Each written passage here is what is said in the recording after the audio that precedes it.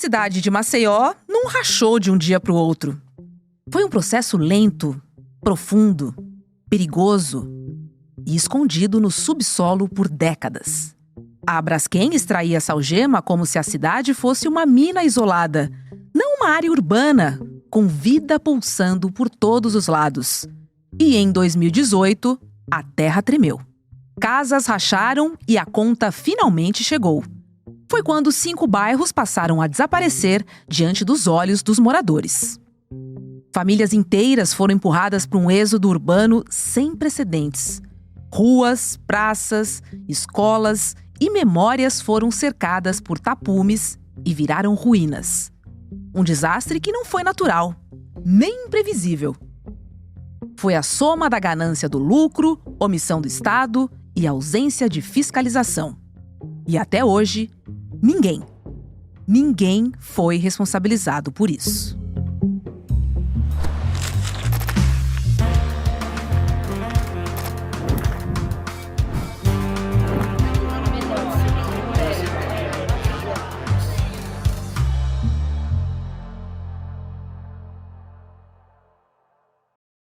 Olá, seja muito bem-vindo, seja bem-vinda. Eu sou Roberta Garcia e este é o videocast Em Detalhes. Aqui sempre com um convidado ou uma convidada, a gente faz uma análise de uma temática do nosso dia a dia.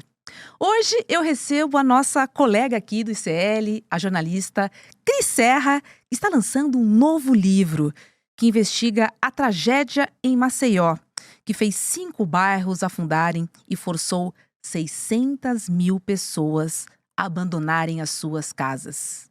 Uma verdadeira tragédia. Aliás, Cris, mais uma tragédia, né? Quando a gente fala de tragédias ambientais no nosso país. Seja bem-vinda ao Em Detalhes. Obrigada, Roberta, pelo convite. Muito bom estar aqui falando com você.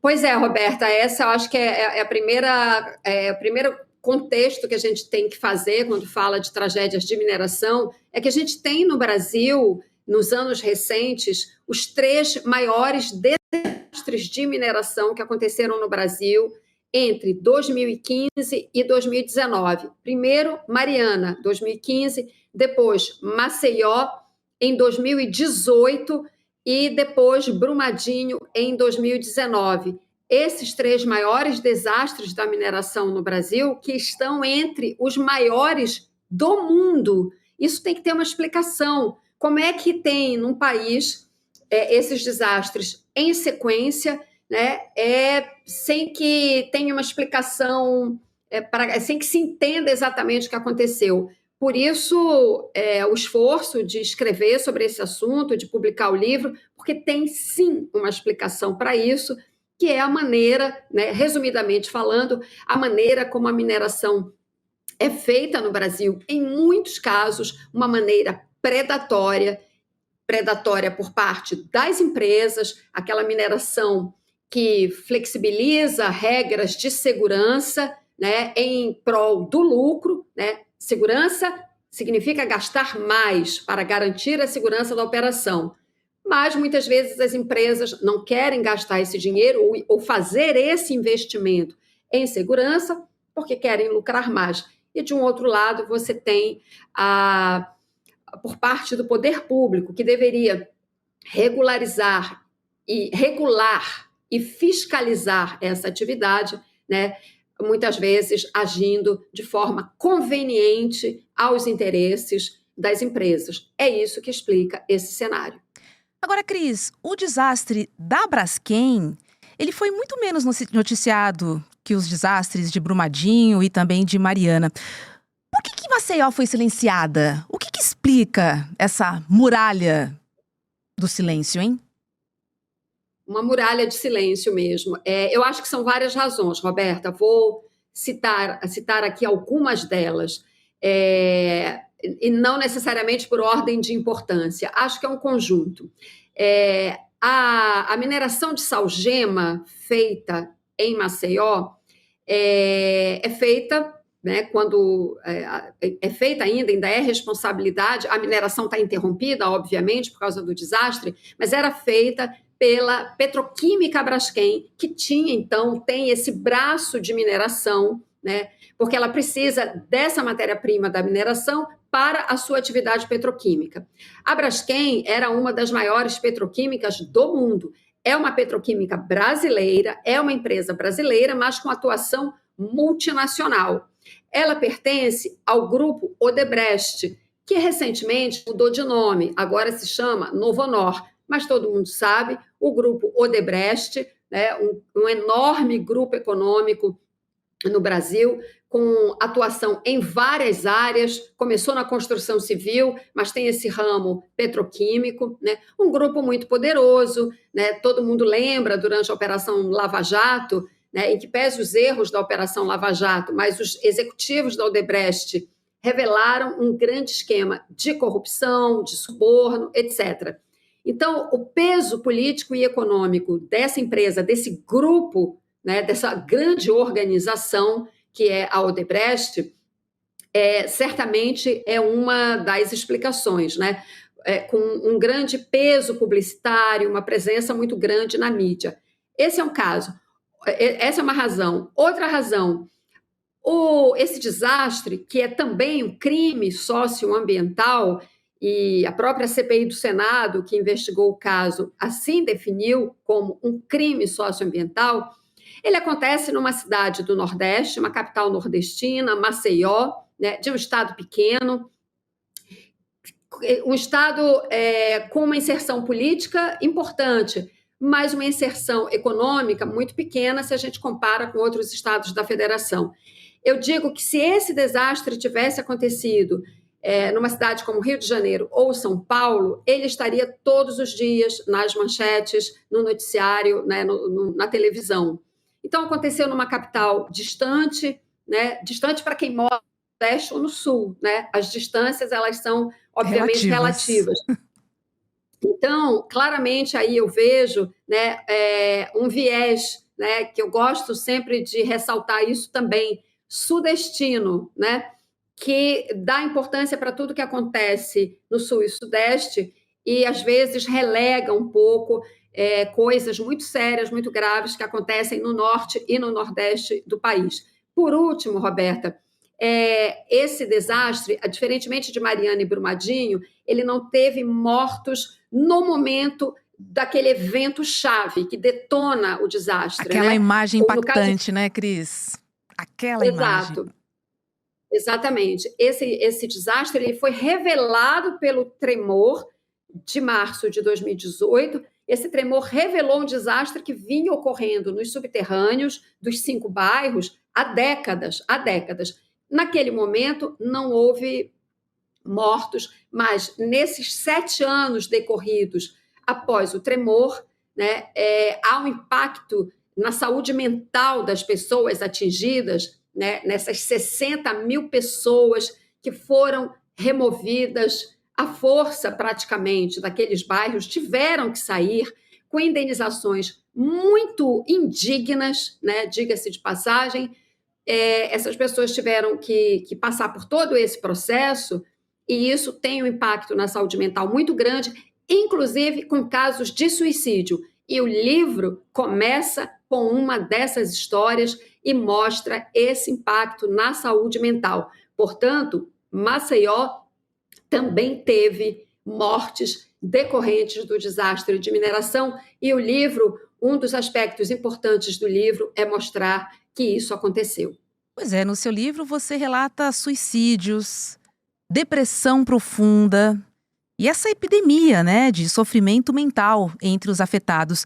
Agora, por que esse trauma psicológico não foi tratado como central nesse desastre, hein, Cris? Tá aí uma estratégia também de aliviar? Roberta, essa é uma característica dos desastres de mineração que eu conheço, que eu acompanho. Os desastres, a maneira, a violência com que eles acontecem, os impactos, as consequências, eles desestruturam muitas pessoas, né? Então, é como você falou, são muitos casos, de fato, de depressão, hipertensão, pessoas que passaram a sofrer de hipertensão ou agravaram a hipertensão, casos de AVC, etc., e os casos mais extremos aí de suicídio. Não há, Roberta, uma documentação sobre esses casos. Foi um esforço muito grande da minha parte de buscar esses dados junto a órgãos oficiais, né, Secretaria Municipal de Saúde, Secretaria Estadual de Saúde e junto à própria Braskem. Esses dados, com muita dificuldade eu consegui, com pesquisadores de universidades que estudam, se dedicam a estudar esse assunto, que fizeram pesquisas e me passaram os números que eles obtiveram. Agora, por que, essa é a sua pergunta, e isso é muito importante avaliar isso, analisar isso, por que esses dados não são sistematizados? O poder público tem condições de fazer isso por meio da sua rede de postos de saúde, né, de atendimento à população daquela região, que infelizmente agora já está dispersa. Então agora fazer esse levantamento seria de fato muito mais difícil. Mas no momento, né, naqueles anos imediatos que se seguiram ao tremor, isso teria sido possível. A empresa também tem condições, né, de fazer esse levantamento. Por que não é feito? Porque se for feito, vai ser verificado que o dano é muito maior e que, portanto, as indenizações teriam que ser muito mais justas. É por isso que não é feito, Roberta. Em Mariana, isso também não foi feito. Então, esse é um outro padrão que a gente vê nesses desastres de mineração. De fato, uma estratégia para aliviar as empresas, né? Para tornar o que não é possível, esse desastre mais leve, Cris. Se é que eu posso dizer isso. Agora, quantas pessoas você entrevistou, Cris? Como é que estão essas pessoas? Assim, eu estou muito curiosa para entender o impacto dessa tragédia na vida das pessoas, mesmo depois de certo tempo. Conta pra gente. Roberta, isso foi, de fato, uma experiência, assim, um grande aprendizado, inclusive, como jornalista, né? Você se aproximar das pessoas, claro, com muito respeito, com muito cuidado, porque ainda é uma ferida em carne viva, né?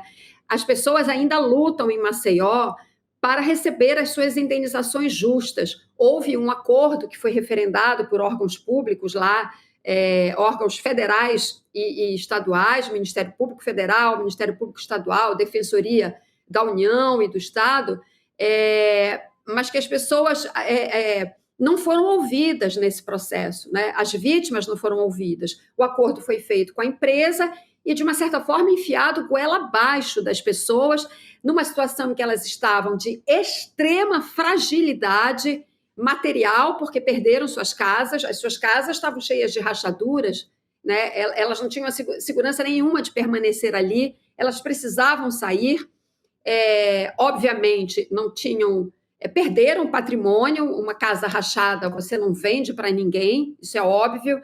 Então, elas estavam fragilizadas do ponto de vista material, emocional, pelas razões que nós já conversamos aqui, e tiveram que negociar as suas indenizações, Roberta, com a empresa, que era o seu algoz. Então, a vítima teve que negociar com o seu algoz.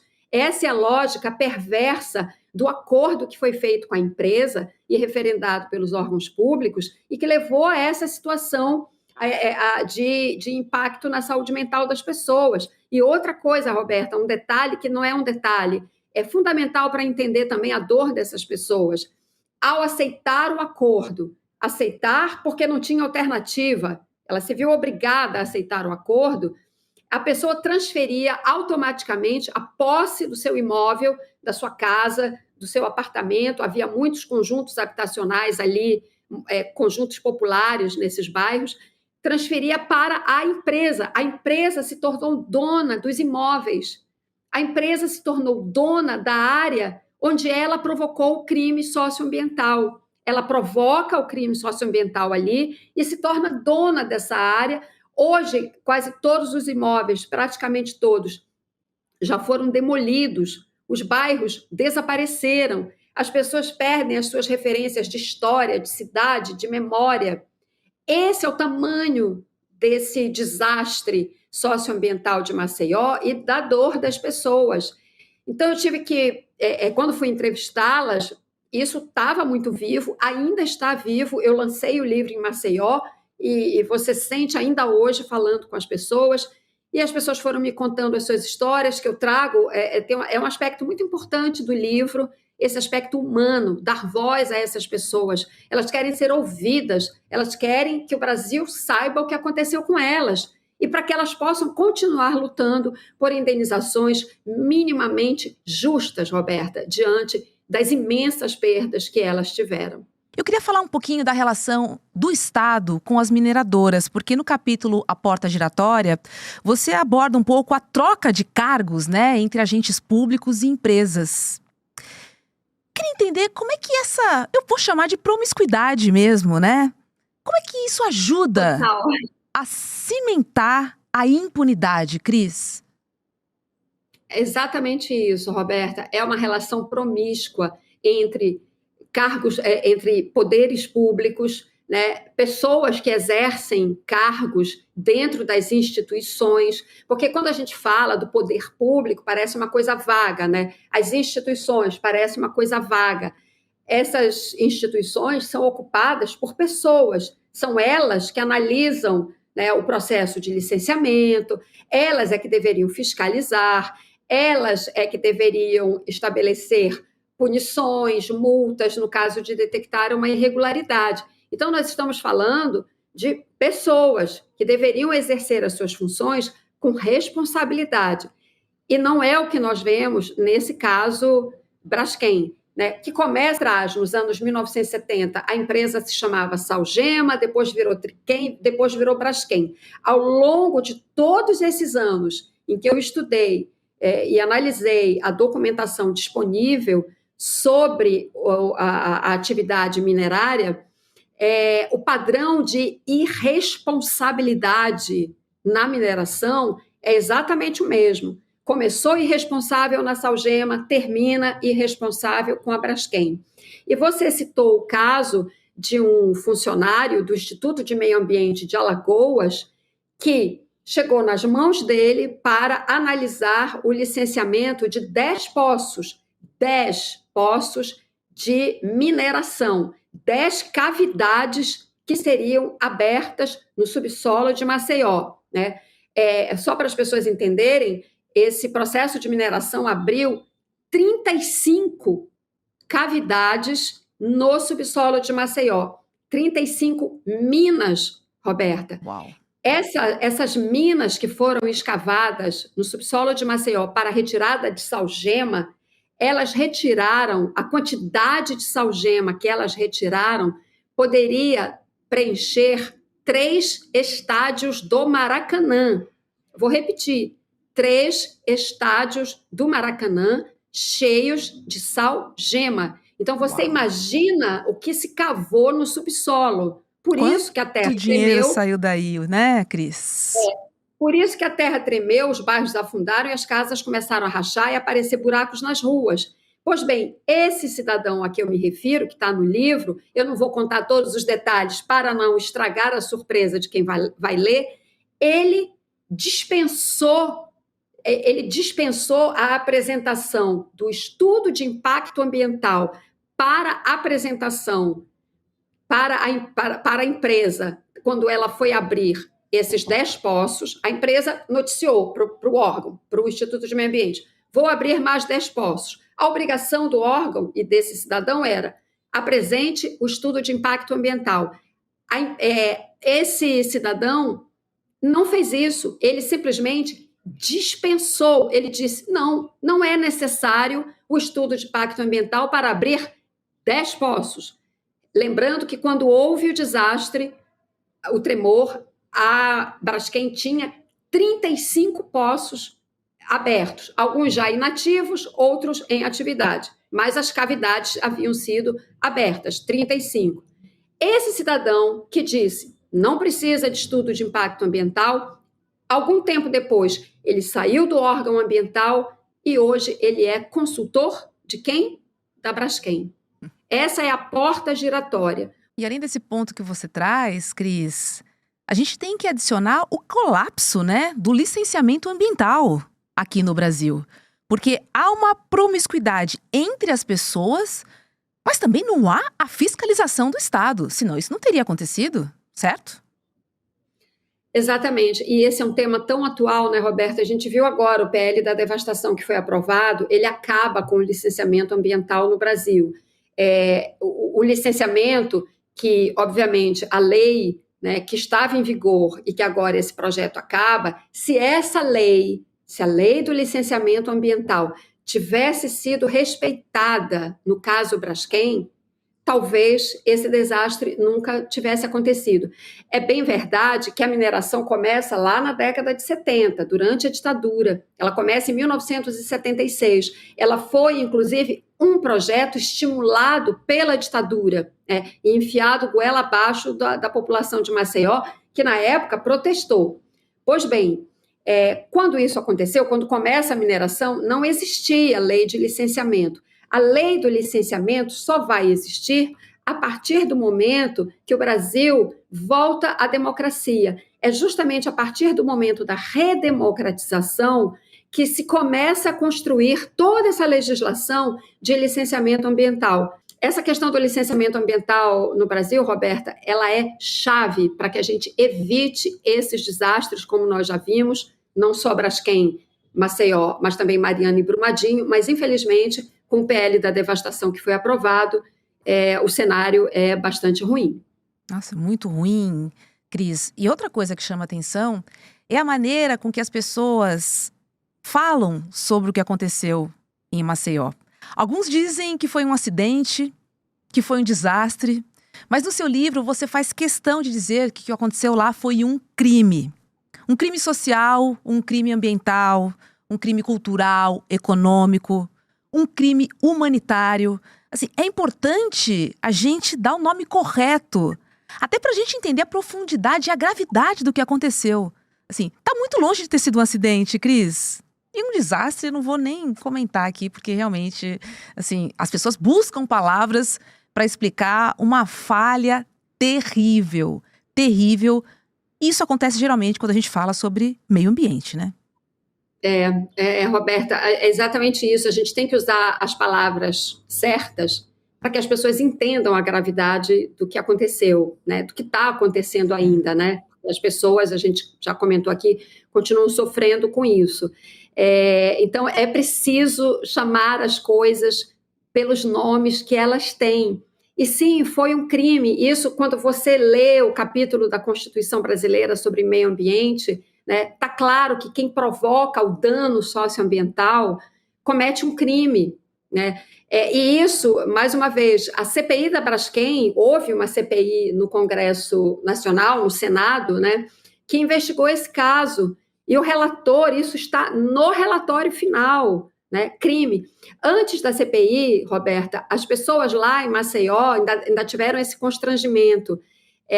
Quando elas falavam que era um crime, né, elas sofriam uma certa pressão para não usar essa palavra, que poderiam ser processadas. Mas depois que o Senado, que está lá no relatório da CPI, falou com todas as letras que é um crime, então hoje as pessoas, pelo menos as vítimas, conseguem falar de fato que foi um crime sem terem medo, sem passarem pelo medo, né, de sofrerem um processo, né? Era só o que faltava, né? A vítima ainda ser processada.